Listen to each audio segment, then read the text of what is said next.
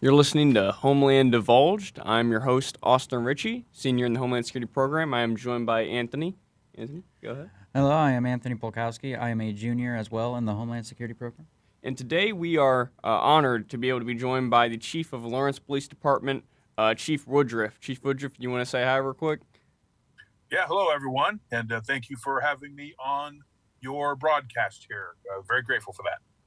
So today we're going to be talking about a case that hits very close to home to Vincennes University. We're going to be talking about Kyle Jobin. So for our listeners who aren't aware of who Kyle Jobin is or haven't seen our other segment regarding Kyle Jobin, on January 4th, 2014, Kyle Jobin, a Vincennes University student, would stop at a Marathon gas station on the 56th Street in Lawrence, Indiana, near I-465. After exiting the gas station, Kyle was reportedly approached by four males in dark clothing.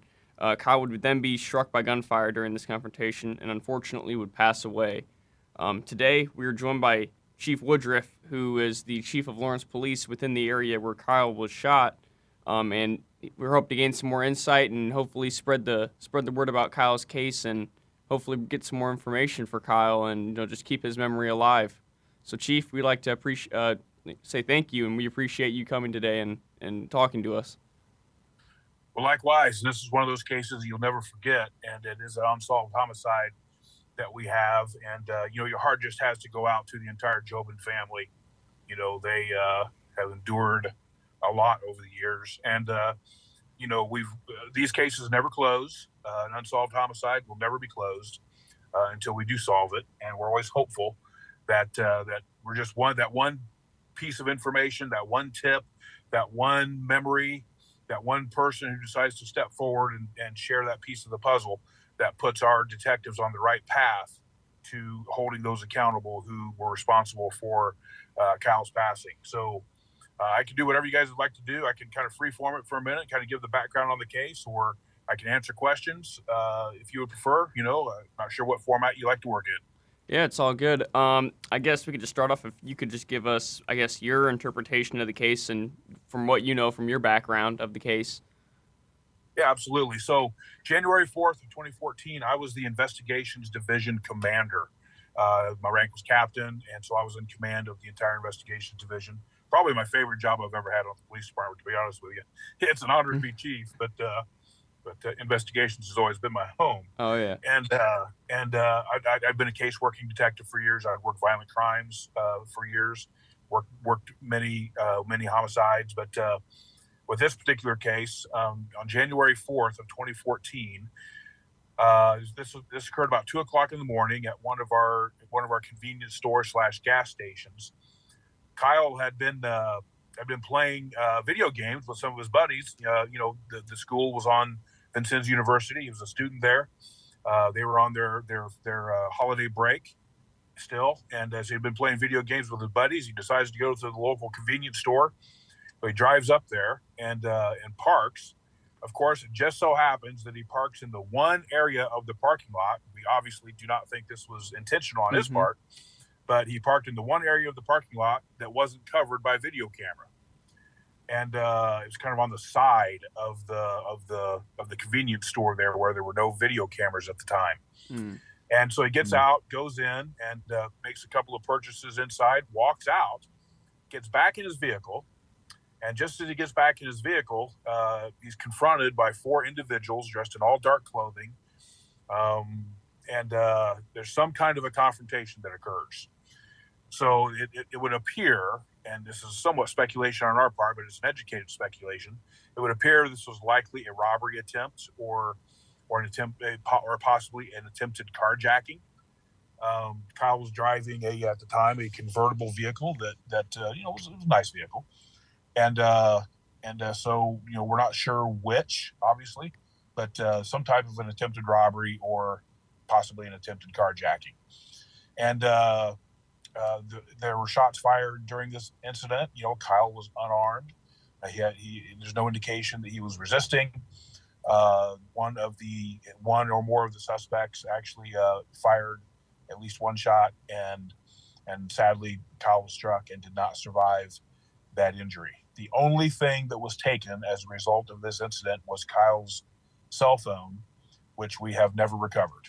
It was turned off right right during this incident or right after, and we've never recovered that cell phone even to this day. So chances are that cell phone was discarded someplace, perhaps along the flight path of the individuals who did this.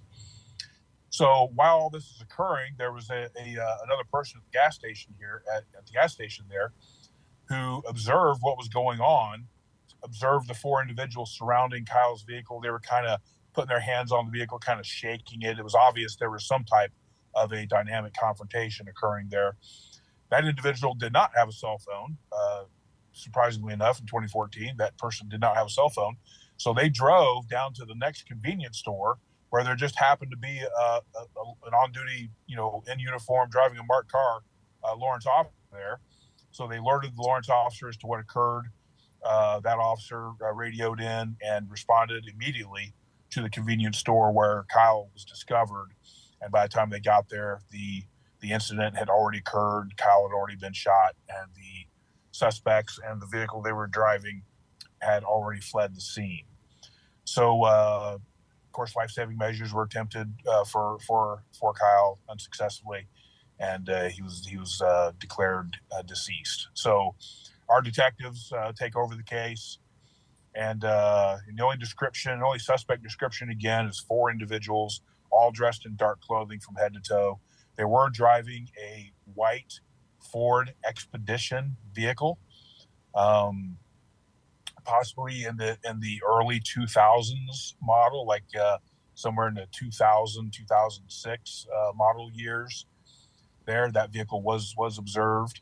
Ironically enough, we've had this incident out in the media here locally, in the Indianapolis media market, pretty heavily since this incident occurred. Every year, I've done a media, a media reminder to keep the story out there. And in the initial aftermath of this, we had it out there fairly heavily as well. Mm-hmm. And we have not received a single credible tip. We've received several tips, but none of them have turned out to be credible or to put us in the right direction towards holding Kyle's killers accountable and bringing them to justice, which is very surprising to me, because in my experience, if you have more than one person who commits a crime like this, typically that multiplies the opportunity for us to get information or to make an arrest by four, or even more than that. So that's very surprising to me and to us that we have not received. I mean, when I say a credible tip, I mean we haven't heard a rumor. We haven't received any credible tips. We haven't even heard, like somebody gets arrested, and frequently when they're trying to get out of trouble for being arrested, they'll give as much information as they can about any other crimes that they're aware of to try to get themselves out of trouble. And we've not received any of that information in the ensuing years since this incident occurred. And from everything we've seen, Kyle was not a contributor to his own circumstances. He was simply at the wrong place at the wrong time, confronted by the wrong people. In other words, he was not engaged in some type of criminal activity. It wouldn't matter if he was, but this is not one of those cases from everything that we have determined throughout our investigation thus far. So again, we're reliant on somebody who may be viewing or listening to this broadcast whenever it is out there, that if they've heard of or know anything, there's no piece of the puzzle that is too small or that is irrelevant. And we know it's been several years now, but they can absolutely share that information. Here in the Indianapolis area, we have a system called Crime Stoppers, or an entity, I should say, called Crime Stoppers of Central Indiana.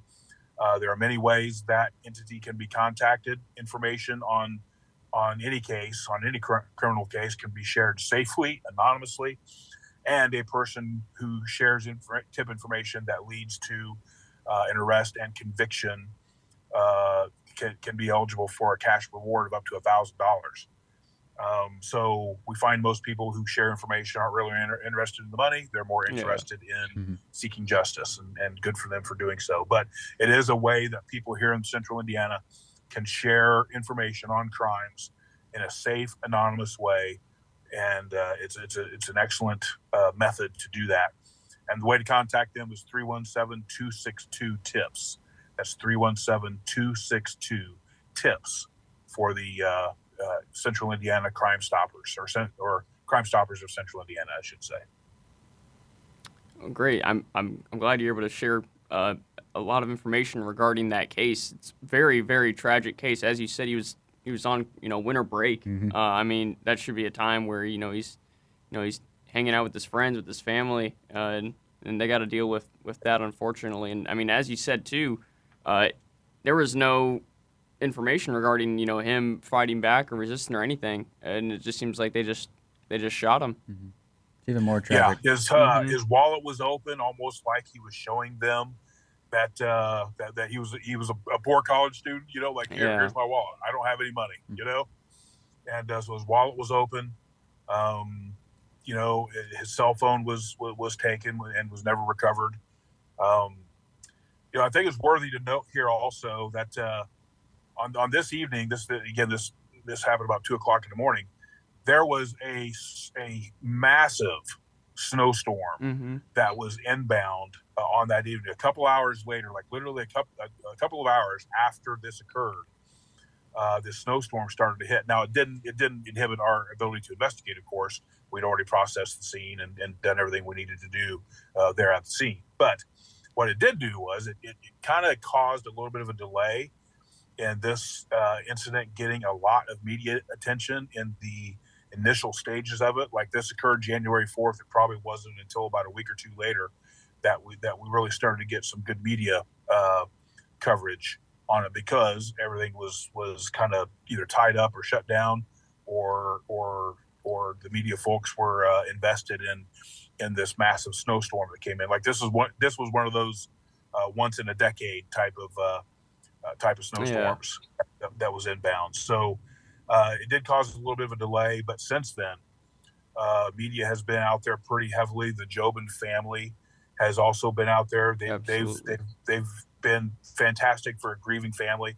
They found a way to channel their grief into positive, productive things. They're motorcycle rider people, and so they've done some charity rides. They've established a not-for-profit organization in Kyle's memory, and they've done some charity rides to help raise funds and to keep awareness out there of Kyle's incident. So, we've collaborated with them on everything. We'll never forget them. And every anniversary, I always talk to Mr. Jobin and Mr. and Mrs. Jobin and make sure that they know that we haven't forgotten them, and they know that. And we interact with them, occasionally anyway, but we certainly do it when this tragic anniversary comes around. And we're all hopeful that at some point, either somebody's conscience will get to them, or they're trying to get themselves out of a criminal charge, and they give information on this case. Or, if money is what motivates them,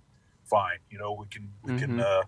We can provide a reward if we need to, for information leading to an arrest and conviction. If nothing else, through Crime Stoppers. So there are a lot of people who would like to solve this case, none more than the Jobin family, and then us following right behind them. Absolutely. I mean, we were given the opportunity to speak to the Jobin family a while back, and I mean, just I can't imagine going through a tragedy like that, and how courageous they were, and how courageous they are it's amazing to me. I mean, I couldn't imagine waking up in the morning to, police cars outside your house telling you that your son has been shot. I mean, that's just devastating.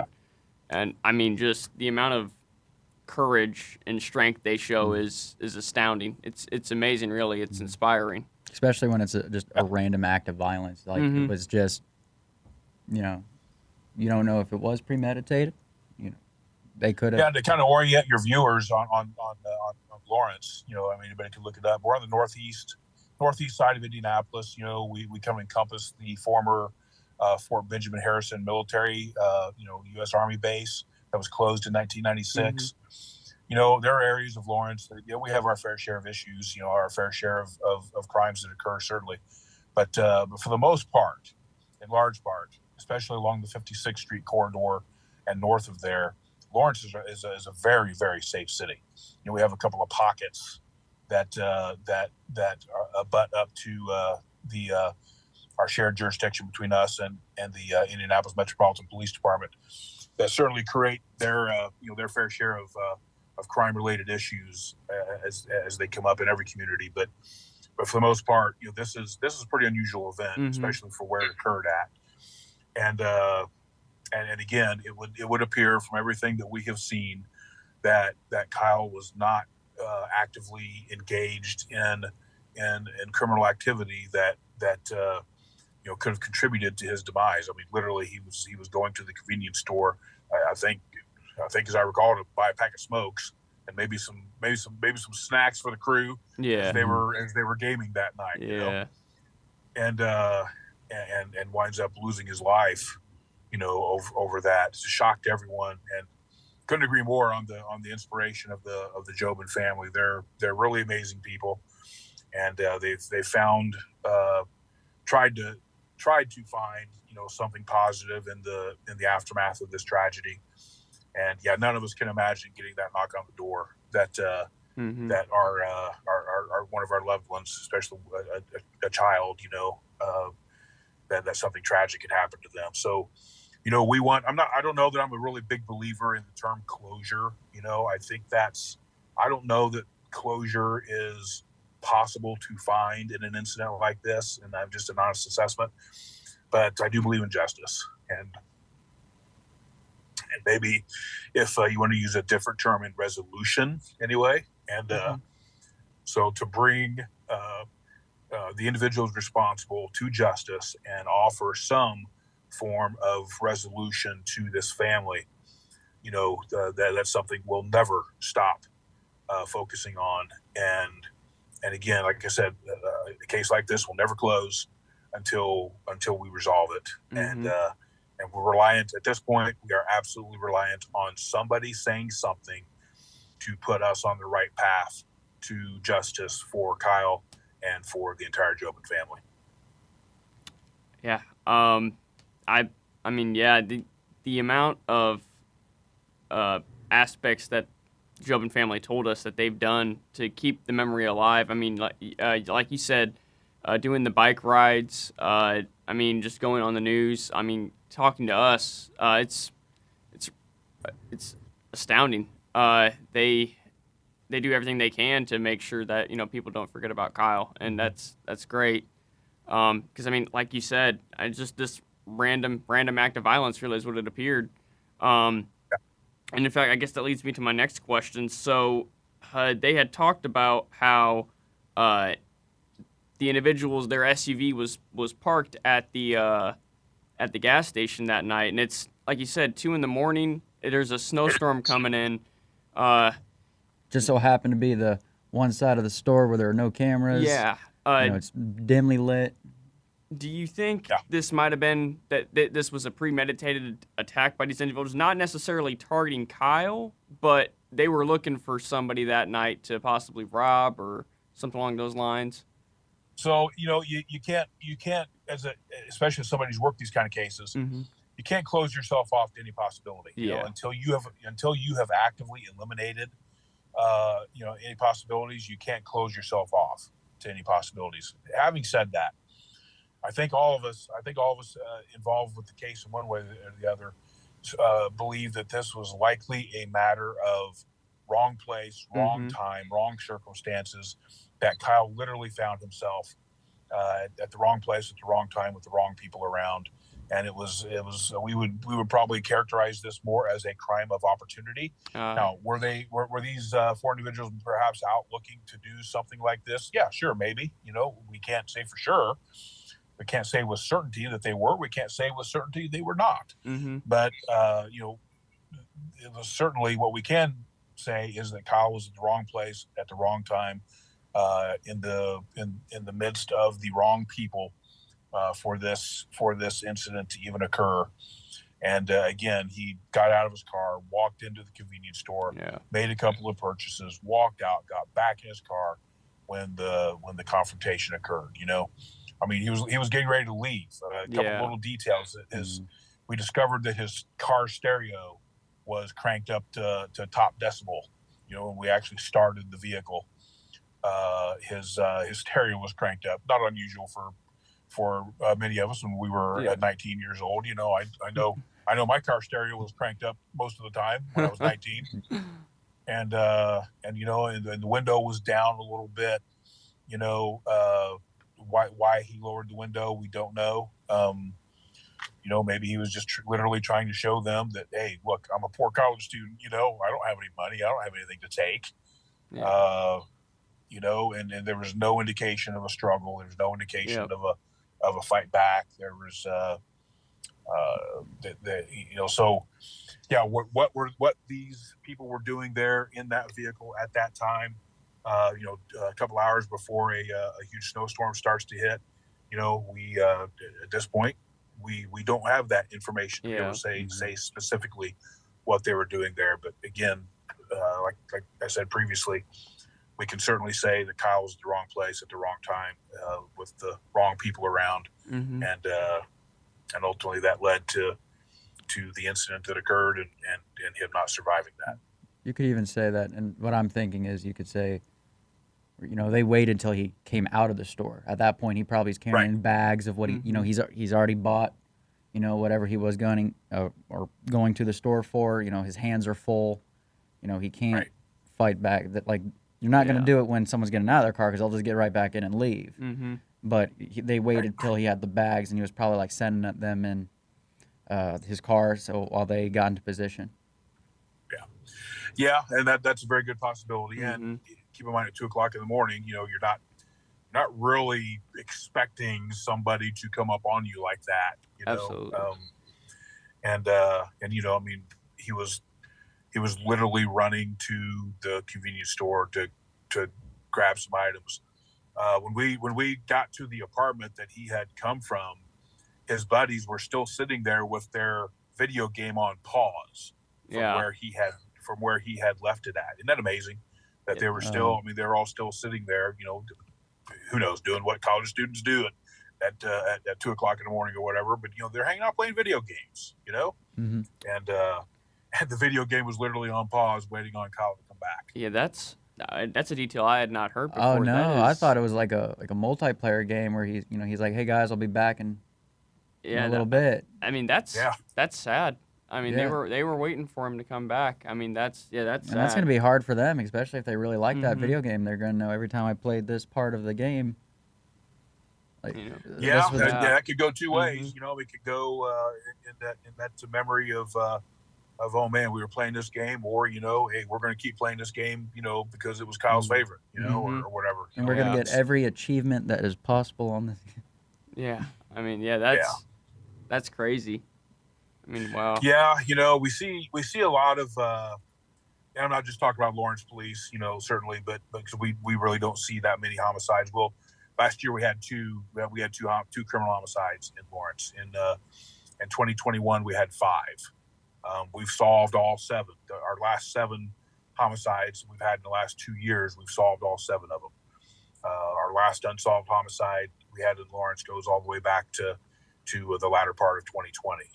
Of course, we all know the only acceptable number is 0. So there's no celebrating that. Oh yeah, we only had 7 homicides. That's 7 too many. The only acceptable number is 0. But when it comes to comparing with other law enforcement neighbors in our area, especially larger municipalities, the fact that they're setting homicide records in that time period, and we were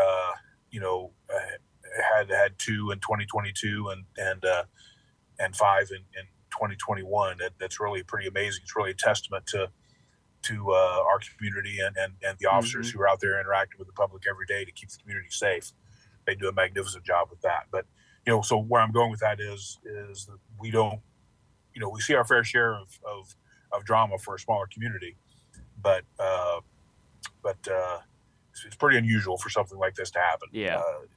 Certainly along in that corridor in particular. Like I said, we have a couple of pockets that account for the vast majority of our violent crime that occurs. But no community is immune. Yeah. And no, anything could literally happen at any time when the wrong mix or a bad mix of people come together with some of whom have criminal intent. So we our investigators work hard. Our detectives work hard to solve these crimes, obviously, and but we are reliant on the public's assistance. So I cannot repeat enough that anybody who is hearing this, listening to this, who may know anything about it, we have solved information on somebody having a conscience on a friend or a girlfriend, or somebody saying, "Yep, I knew somebody that was involved with that. I heard him talking about it." And we want to think if that was your family. Would you want somebody to make that call? If it was your family, of course you would, and we all would. So we just implore on anybody who may have any kind of information whatsoever to reach out to Crime Stoppers of Central Indiana, share that information. And they have an app, actually. Could do it on the web, but the best way is to call them. Again, it's safe and anonymous. 317-262-TIPS is the phone number to call. Absolutely. If you know anything, any piece of information can help. And I mean, like we said, our main goal is to keep this story alive, keep Kyle's memory alive, and get as much information as we can out to the public. And just hopefully at some point, somebody comes forward, we find information about this.